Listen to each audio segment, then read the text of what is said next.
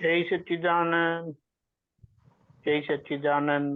આખા દિવસના પુરુષાર્થમાં આપણે જોયું છે કે હમણાં જે દાદાએ કીધું છે બધે હું જ છું કરીને અમારું જીવન અનુભવથી જાય છે, એટલે એમને કોઈની અસર થતી નથી.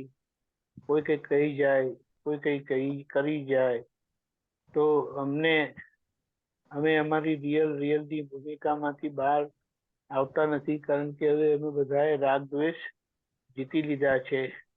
એટલે બધે એકત્વ આખું સંધાઈ ગયું છે. રિયલ થી તો એક છે જ, પણ રિલેટિવ થી પણ એકતા આખી સંધાઈ ગઈ. એટલે એમ કે કોઈ કશું IM પટેલ ને કરે તો AM પટેલ ને કર્યું. એટલે એમ કે અંદરથી એવું ના થાય કે આમણે મને કેમ આવું કર્યું. એટલે એના લીધે એમણે આખો અક્ર વિજ્ઞાન એટલે મોક્ષ માર્ગનો સિદ્ધાંત ખુલ્લો કર્યો. અભેદ દ્રષ્ટિ.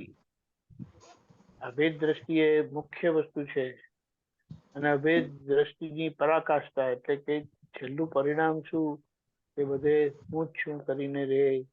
એટલે નિશ્ચયથી તો બધા શુદ્ધાત્મા છે, એમાં આપણને કોઈ શંકા પડતી નથી ક્યારે પણ વ્યવહારથી બધે પોતે જ છે. એટલે કે દીપક આનંદ છે તે મહાવીર ભગવાનને જે એક પૂતગલ જોયું કે બધે જ્યાં નજર કરો ત્યાં વર્ધમાન સ્વામી જ છે. હવે અહીંયા આપણે એક સમજીએ કે એ જે દોષ રહિત પૂતગલ જે છે, જેમ દાદાએ કીધું ને કે બધાની અંદર આત્મા એટલે કે ભગવાન અવિભાજ્ય રૂપે રહેલા છે. તેવી રીતે બધાની પ્રકૃતિ જે છે તે એના સહજતા બધામાં કોમન છે, પણ આજે સહજતા દેખાતી નથી, ખુલ્લી નથી દેખાતી. બધી અસહજતા જે વીટળાયેલી છે, ભરાયેલી છે, એ બધી નીકળે છે, અને એના કારણે એકબીજાની જોડે બધા પાપ પુણ્યના પરિણામથી સુખ દુઃખના વ્યવહાર થયા કરે છે. હવે જ્યારે આ બધા હિસાબ પૂરા થઈ જાય ને એમાંથી પોતે નીકળી જાય, ત્યારે પછી આ એક સ્વભાવી પૂતગલ છે બધે હું જ છું કરીને અનુભવાય.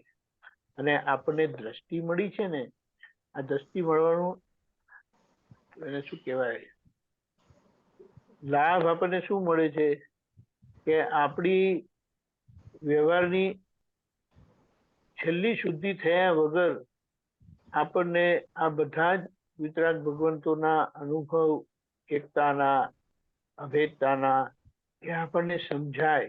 અને આપણે બુદ્ધિ એ કરી નથી સમજાતું, જ્ઞાને કરીને સમજાય છે, કારણ કે એ ભૂમિકામાં આપણને બેસાડ્યા છે. પરમાત્મા યોગ પ્રાપ્ત કરાયો છે, વિજ્ઞાન સ્વરૂપની સુષુપ્ત જાગૃતિમાં બેસાડ્યા છે. સુષુપ્ત જાગૃતિ એટલે સંજોગોના ધક્કામાં, કર્મના ધક્કામાં એ કામ નથી કરતી. એટલે આપણે આપણા આ નિશ્ચયથી, આ સમજણથી અને પોસ્ટ ક્લિયરન્સ એમ કહીએ, એટલે સંજોગ પત્યા પછી જે આપણે પુરુષાર્થ કરીને ચોખ્ખું કરીને પ્રતિક્રમણ કરવાનું છે, એના પર લક્ષ્ય રાખીશું અને બધે હું જ છું એના પુરુષાર્થમાં રહીશું. આપણે બધા એક જ છીએ, આપણામાં કોઈ જુદાઈ નથી, એવું એક બોલીને પણ રાખીએ ને તો આપણી એક ચિંતના ઊભી થાય છે, ચિંતન ઊભું થઈ જાય છે, જે આપણને એકતા તરફ લઈ જાય. અને આ પ્રયોગ ઘરમાં જ કરવાનો છે, ઘરના સંબંધોમાં, અને ખાસ કરીને પતિ પત્ની વચ્ચે. તો આ થઈ ગયું ને તો કે ઘરમાં જ સ્વર્ગ થઈ જાય એવું છે. દેવી દેવતા જેવું જીવન જીવે. હવે આટલું બધું પ્રમાણ દાદાએ આપેલા છે, આપણા એ બધા પ્રમાણ આપણી જોડે જ આપણા ઘરમાં સિદ્ધ થાય. દાદાને પ્રાર્થના કરીએ બધા એવા પુરુષાર્થમાં લાગી જાય કે મહાત્માઓ થકી એ દાદાનું વિજ્ઞાન જેમ છે તેમ લોકોને પહોંચે.